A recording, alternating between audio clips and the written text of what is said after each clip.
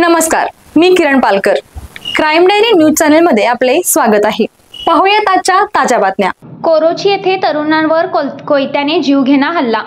कोरोची परिसरात नातेसंबंधातून निर्माण झालेल्या वादातून एका तरुणावर कोयत्याने जीवघेणा हल्ला करण्यात आल्याची घटना उघडकीस आली आहे. ही घटना दिनांक 22 सप्टेंबर रोजी रात्री 9 वाजण्याच्या सुमारास कोरोची येथील पाण्याच्या टाकीजवळील सर्व्हिसिंग सेंटर समोर घडली.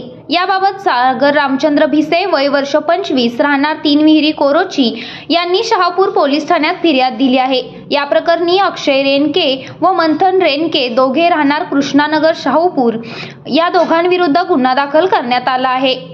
फिर्यादी आणि आरोपी यांच्यातील कौटुंबिक वादातून ही घटना घडल्याचे पोलीस तपासात समोर आले आहे. घटनेत आरोपीने कोयत्याने वार करून फिर्यादीला गंभीर दुखापत केली.